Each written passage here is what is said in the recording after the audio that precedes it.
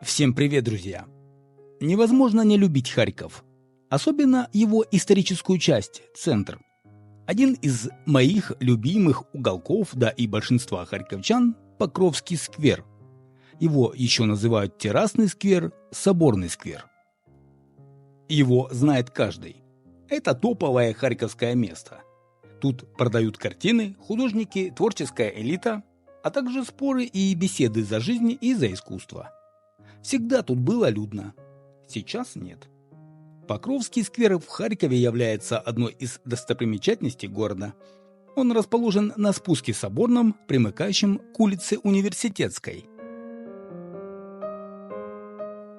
Покровский сквер расположен в месте силы, между трех храмов: Успенский собор, Благовещенский собор и Покровский монастырь. В дореволюционные времена это место называлось Купеческим спуском. Здесь издавна торговали. Потом на месте нахождения сквера богатый харьковский купец Пащенко-Тряпкин построил пассаж, после чего спуск неофициально именовался Пащенковским. Революция дала спуску название Халтуринский в честь известного борца с самодержавием Степана Халтурина. Кстати, до того, как на этом месте появился торговый пассаж, здесь располагался знаменитый Харьковский коллегиум. Затем, когда здание коллегиума снесли из-за ветхости, и был построен пассаж. Он благополучно пережил революцию и гражданскую войну, но вот Вторая мировая оказалась для него роковой. За Харьков велись ожесточенные бои. Город несколько раз переходил из рук в руки, поэтому разрушения были ужасными. Разрушен был и пассаж. На месте руин в 1951-1953 годах методом народной стройки по проекту архитекторов Георгия Вегбана, Игоря Жилкина, Михаила Луцкого и Анны Маяк сооружен террасный сквер с лестницами, фонтаном и каскадом. Сквер строили в течение 2 лет. В нем были разбиты цветники, высажены деревья и кусты, проложены дорожки. Особой достопримечательностью сквера стал каскад разнообразных фонтанов. Это был целый парковый комплекс, а не сквер. Его центральную часть украшал небольшой декоративный бассейн с мелкими фонтанчиками по периметру. В середине водоема стоял шестиугольный постамент, украшенный декоративными элементами в виде вазочек. Всего их насчитывалось 4. На нем была установлена каменная скульптура советской молодежи, лицевая сторона которой была направлена в сторону Благовещенского собора. Фонтан мог иметь совершенно другой вид, дополненный скульптурной композицией или представлять собой памятник современникам. Однако вскоре после установки было принято решение изменить проект. На место композиции установили фонтан, 2-ярусную чашу с ключевой подачей воды. На нижнем ярусе были расположены 4 головы львов, из пастей которых также могла струиться вода. Вокруг оборудовали форсунки с несколькими режимами работы. Через время постамент фонтана подвергли реконструкции. Все декоративные элементы были демонтированы, а сам он обложен мраморными плитами. Еще позже фонтан снабдили яркой подсветкой, а на его вершине расположили позолоченный крест. Вода в нем была освящена харьковским митрополитом. Что касается скульптуры советской молодежи, на месте которой установили фонтан, то ее тогда переместили на Привокзальную площадь.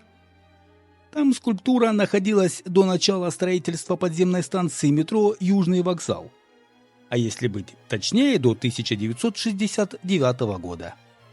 Окончательный свой вид сквер приобрел летом 2009 года. Именно тогда завершилась последняя на данный момент реконструкция. И тогда же сквер и получил свое современное название. Сквер был передан после реконструкции в ведение Покровского мужского монастыря. На территории современного сквера ранее проходили стены Харьковской крепости.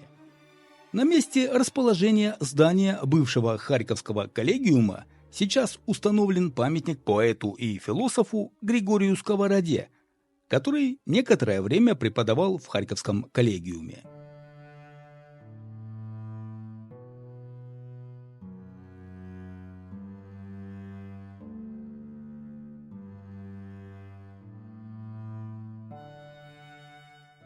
Художники города облюбовали Покровский сквер. Здесь они представляют и продают свои работы.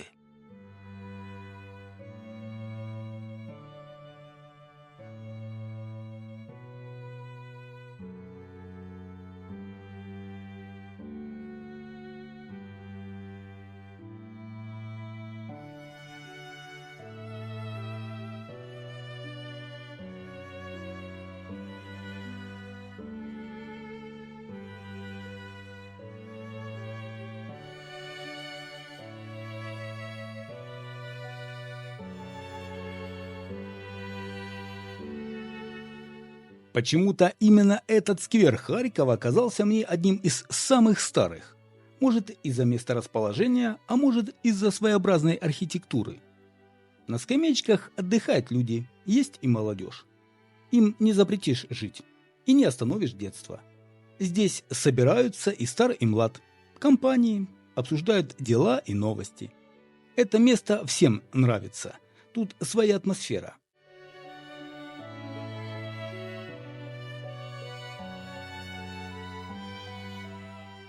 И что бы ни происходило, какая бы опасность ни подстерегала, каким бы Харьков сейчас не был, я люблю свой город.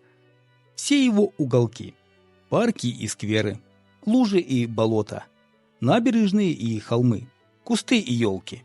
И мне не хочется его покидать никогда. Сидеть в Покровском сквере, созерцать красоту.